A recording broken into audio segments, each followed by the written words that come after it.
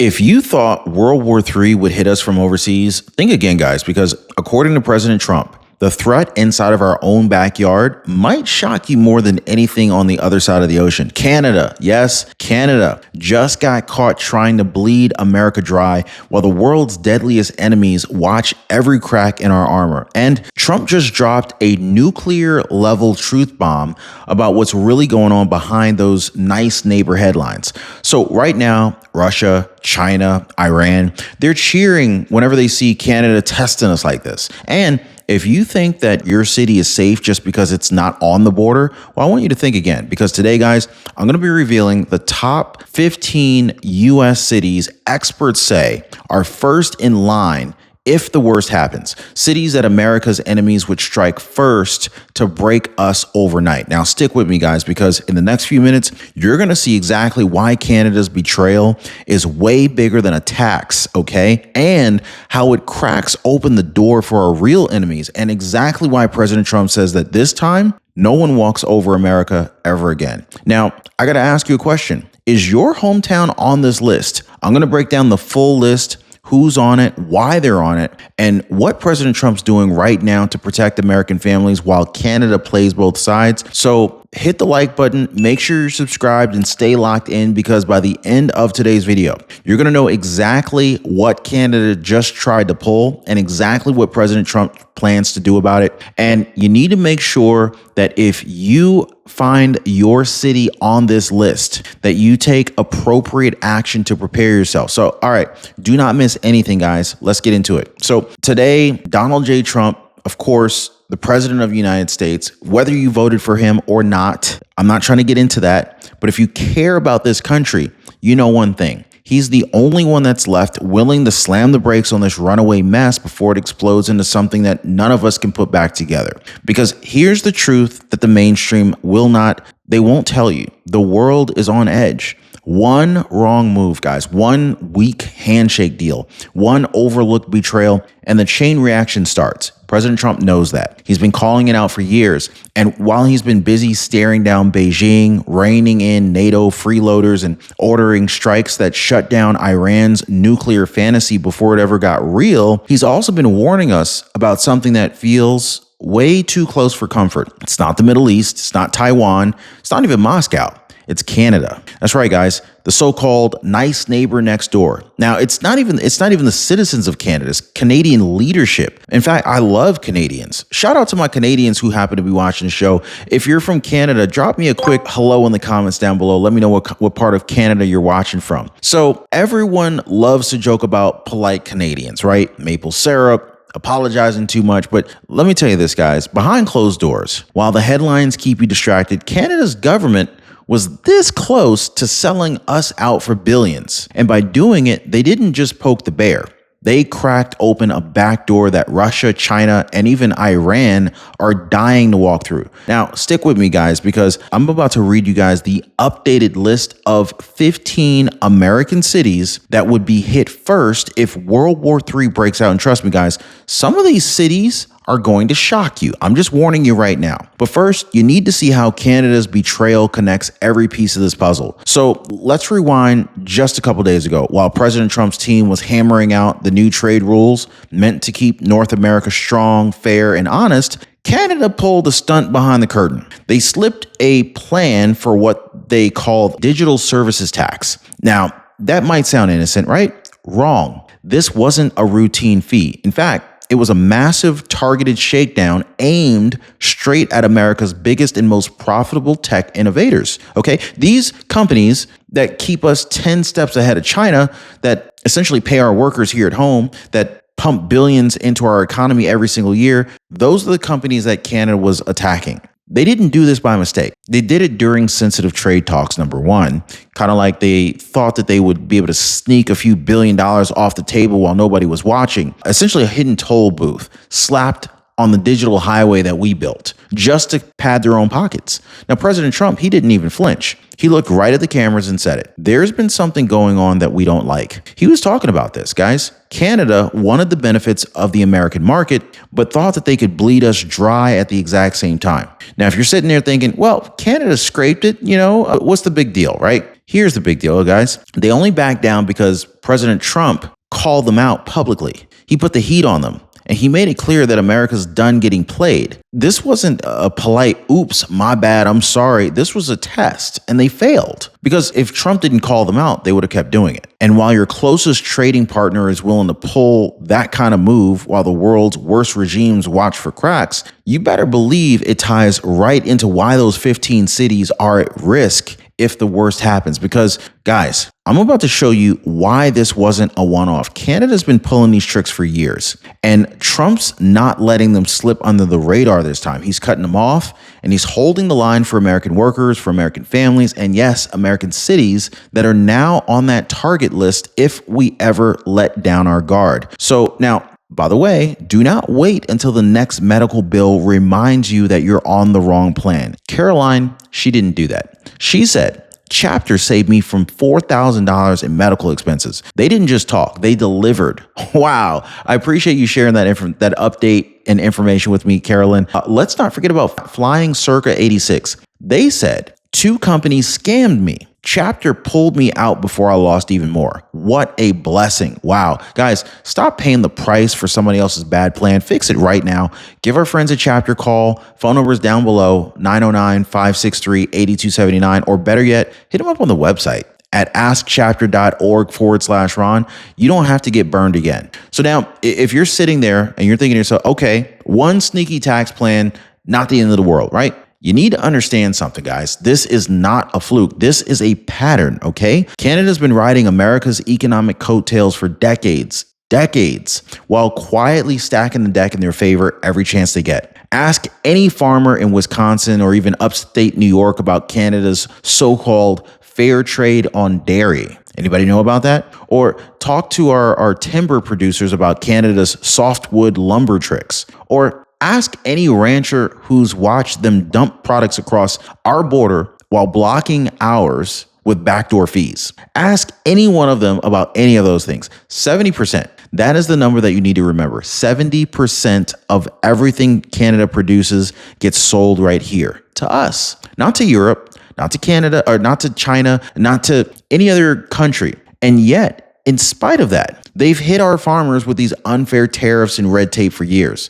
making American producers jump through all sorts of hoops while their stuff just sails south with open arms. Trump says, enough. Trump knows the numbers better than anybody. And he said it plain and simple. If they cheat, USMCA is worthless. That is the deal that we signed to replace NAFTA, to stop them from picking our pockets. But a piece of paper only works when the guy at the table has the spine to enforce it. And we finally do. But you want to know just how much leverage we really have over Canada? It's a whole lot more leverage than you think. And President Trump made that point crystal clear in a line that the media essentially mocked. But he meant every word. And I'm going to tell you exactly what he said and why it proves we're in control right after this. So here is what essentially had every pundit clutching their pearls last week. President Trump looked right at the camera and said it frankly. He said, frankly, Canada should be the 51st state. Now, I know there's a lot of mixed opinions, but since I have you,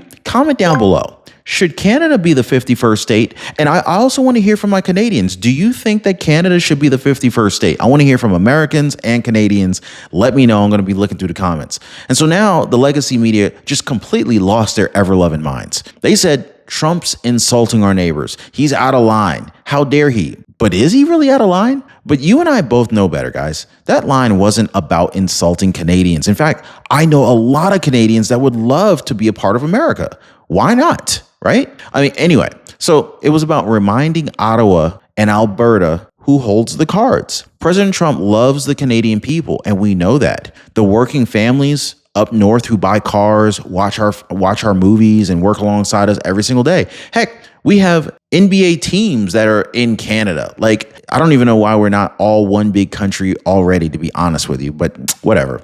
So it's about the folks in Ottawa who think that they can play both sides, smile for the cameras in Washington, D.C., while squeezing our pockets in secret. In Trump's line, Canada should be the 51st state. This was a shot across the bow. Now, it was a reminder. America doesn't need Canada. Canada needs America. Our economy is over 15 times theirs. We could shut off the tap tomorrow and their export market would collapse. They don't have another audience for all that oil, lumber, grain, or autos because we are the market. And you know what? This is exactly why when President Trump called them out for the digital tax, they folded overnight. They blinked. They knew that they had picked the wrong fight with the wrong president. So here's the kicker. While Canada's pretending to be our buddy and pulling these stunts, I really should say, because it's not like Canada, it's like the Canadian leaders. So while the Canadian leaders are pretending to be our buddies and they're pulling these stunts, the real wolves are watching. China, Russia, Iran, these guys are watching what's happening here. And what they could see is a crack in the armor, a divided neighbor where the back door might swing wide open. And that's not good. It's not good for Canada. It's not good for USA. And this is exactly how a trade betrayal ties right into your city, winding up on a nuke strike map. Okay, so next, I want to go a little bit deeper into this, guys. Okay, I'm about to show you how Canada's little backstab plays right into the hands of the world's deadliest regimes, and exactly why President Trump's team is staying 5 moves ahead just to shut it down. So you might be thinking, okay, Ron, okay, I get it. Canada's greedy, but how does a sneaky tax or a rigged trade deal end up putting my city on a nuclear target map? Well, here's how. The minute your so-called friends show that they're willing to break ranks, your enemies start circling. The second Canada tried to double dip, bleeding billions of dollars from our tech giants while enjoying the safety and wealth that comes with a stable North American alliance, they put cracks in the shield that keeps America strong. Russia and Canada, they live for cracks. Iran, they exploit cracks. And when they see alliances squabbling, they don't sit back. They test the line. They start asking, well, what else can we get away with while they're distracted fighting over pennies? You see, you don't have to guess. You're living it. I mean, just weeks ago, President Trump gave the green light for direct strikes to take out Iran's underground nuclear sites, precision hits with bunker busters that stop the regime's breakout flat and cold. I mean, now, I will admit this bought us time, but it did not erase the threat. And make no mistake, guys, Iran wants payback. You know they do. Russia wants chaos. China wants a distraction. All three see Canada's little backstab as an opportunity to wedge the United States and its neighbor apart because every wedge weakens us. And this is when the unthinkable lands right on your doorstep. This is why President Trump said it out loud, that there's things that are going on that we don't like. He wasn't talking about hurt feelings. He was talking about the back door that they opened for real nuclear powers to start planning how they would strike America where it hurts the most. And you think that's paranoia? Well, think again, because Russia has already mapped it out. So let's go ahead and connect the final dots. Now, if you've been paying attention, you already know that since 2019, 6 years ago, Russian state TV bragged about which U.S. cities that they would hit first if a nuclear standoff ever turned hot. Not just any cities, strategic targets tied to our military, our economy, our energy, our ports, guys. And guess what? The list Russia published back then overlaps almost perfectly with the updated strike map that just dropped this week. That's not a coincidence. That's a blueprint, guys. And so I want you to look at the world right now. Iran's leaders, humiliated by Trump's precision strikes, just issued a fatwa, a direct religious death order, calling President Trump an enemy of God. Does anybody believe that Trump is an enemy of God? Please let me know where you stand on this, guys. Yes or no? They want him gone. They want Netanyahu gone. And they would love to see American cities pay the price for their failure. Meanwhile, China's not sitting on the sidelines. They're holding the world's second biggest nuclear arsenal. They're stockpiling weapons, playing nice with Russia, playing games with Taiwan, and they're watching every single U.S. move for signs of weakness. So when Canada tries to bleed us dry in the middle of all of this, they're not just messing with a tax bill. They're sending a message. They're sending a signal to every regime that wants America divided, distracted, and wide open for a worst case scenario.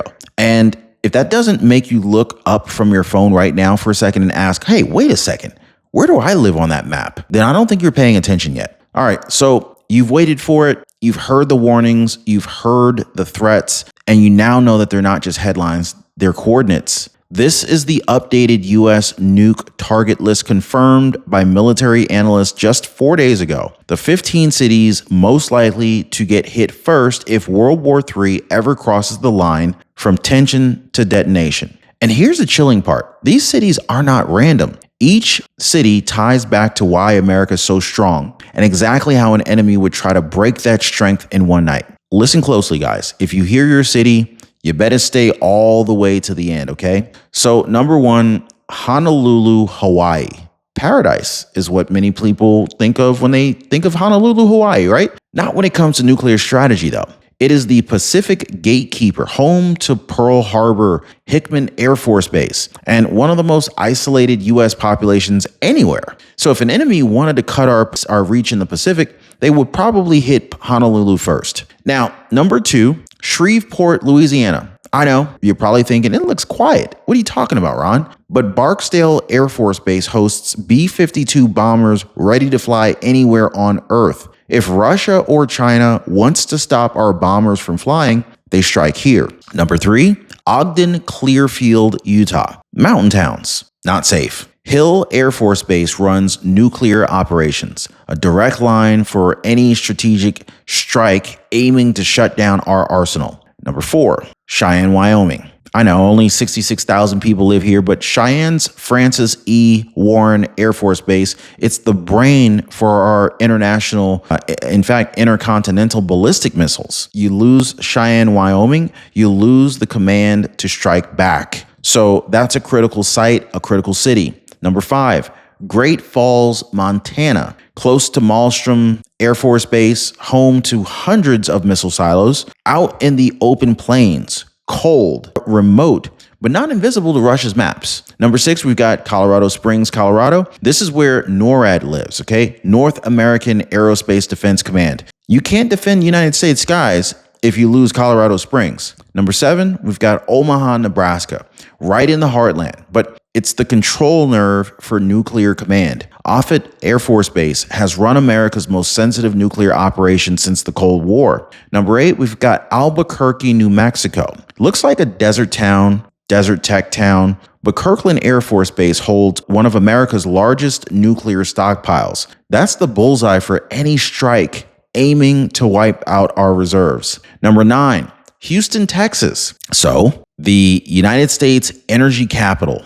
is in Houston, Texas, guys. Oil refineries, nuclear power plants, massive shipping ports. You hit Houston, you cripple American energy overnight. Number 10, Seattle, Washington. Beautiful coastlines, global tech hub, and naval base Kitsap. One of our main submarine and nuclear weapons facilities, surrounded by mountains and water. Not very easy to evacuate if you think about it. Number 11, Los Angeles, California. Gavin Newsom's hometown state, right? Los Angeles Mayor Karen Bass just did a number on the city not long ago, right? So Los Angeles, second biggest city in America, major ports, tech defense contractors, the scale makes it impossible to protect and impossible to evacuate. Number 12, also in California, San Francisco, California, guys, Bay Area port, major tech hub, and a city that's boxed in by water and bridges. Now, if you think traffic is bad now, imagine a strike warning, right? Number 13, Chicago, Illinois, third biggest city in the United States, surrounded by 4 nuclear power plants, central hub for U.S. transport. And if an enemy wanted to shut down Midwest industry, Chicago's top on the list. Number 14, Washington, D.C., the political heart, the White House, the Pentagon. Guys, if you're an enemy looking to decapitate America's command, you point every warhead at Washington, D.C. first. Number 15, you guessed it, New York City, the biggest city, Wall Street, UN headquarters, media power center, destroy New York, and you don't just hit America's money. You send a message to the world, to the whole world in one horrific instant. So we cannot let any of these cities be at risk, guys. If your city is on that list, you're not alone. If you're near any of those cities on those lists, let me know in the comments, guys. Millions are. But if you're not it's not just about where you live, though. It's also about whether you could even get out in time. And this is what a lot of people don't understand. Because we all like to think, well, if the worst happened, we would just pack up the kids, jump in the minivan and just drive away, right? But the truth is, some of these places are designed by nature, by population, and by sheer size to be death traps if the clock ever hits zero. Sometimes, if you get the alert to leave at the same time that everyone else does, you're not going to be able to leave. Take Honolulu, for example, surrounded by the Pacific, 2,500 miles from California, no road out, no highway, no mass ferry fleet to haul out hundreds of thousands overnight. If you don't have a plane ticket out, you're staying put. I mean, look at Colorado Springs, Cheyenne, Ogden. They're all surrounded by rugged terrain and mountain passes. Just a handful of major highways in and out. A single car wreck, a bottleneck of people panicking. Nobody's moving. Then, of course, there's the big ones. Los Angeles, New York City, Chicago, even San Francisco. Try evacuating millions of people with kids, cars, pets, and panic, right? Everybody's stuck on the same freeways that you hate during rush hour. But this time, you're not racing to get to work or to get back home. You're racing against a warhead. This is the reality, guys. And the people pushing taxes, loopholes, and backroom deals think that they're playing some polite trade game. They're not. They're poking holes in a shield that protects these cities from becoming bargaining chips for regimes that would love to hold us hostage. But here's the part they never seen coming. America has a president who knows every one of these cities, every exit, every back door, and he's not just sitting in the Oval Office hoping the world plays nice. He's putting the pieces in place to keep the wolves at bay. So with that target map burned into your mind, the question every smart American should be asking themselves right now is simple. What's President Trump actually doing to keep these cities, my city, safe? The answer is this is not just about talking tough for the headlines. It's about making real moves every single day that the mainstream won't tell you about. Start with the border. While other leaders hand out empty slogans, Trump's administration's tightening the border like a steel trap. Why? Because sleeper cells don't fly in with a flag. They slip in while we're distracted. And Canada's slip-ups at the negotiating table only raises the odds that bad actors try to sneak through the cracks. So Trump's ICE teams are hunting them down and they're sending them back out. Thousands already. More on deck. Next, trade policy, right? When Canada pulled their digital tax stunt, Trump didn't just send a strongly worded memo. He called them out on air. And the moment they saw he wasn't bluffing, they folded. They collapsed. Why? Because they know that the United States under Trump doesn't play nice when you poke the golden goose. We're not paying your bills while you plot behind our backs. That's stupid. Then, of course, there's our military readiness. While past administrations looked the other way and let strategic bases shrink, Trump's made sure key command posts like NORAD, Barksdale, and Malmstrom stay ready around the clock. Fighter wings, bombers, missile silos, all watched, stocked, and on alert. Because Trump knows deterrence works when enemies believe you'll hit back 10 times harder if they ever think about touching our cities. And the economic front, that's where Treasury Secretary Scott Bessent comes in. While the globalists push debt chaos, Scott Bessent is rewriting the playbook to protect the dollar and keep our economy stronger than any bomb the other side could drop. It's called leverage. And leverage is what keeps adversaries guessing and cities standing. And if you think that this president will ever apologize for doing whatever it takes to defend you and your family, think again. So there's a reason why President Trump's words hit nerves when he says, there's something going on that we don't like. He's not sugarcoating. He's not saying maybe, sort of, we'll see. He's telling you the truth, raw and real, because that's what leaders do when the stakes are survival, okay? He wants Americans to know no one walks over this country again. Not Canada with secret tax schemes, not NATO with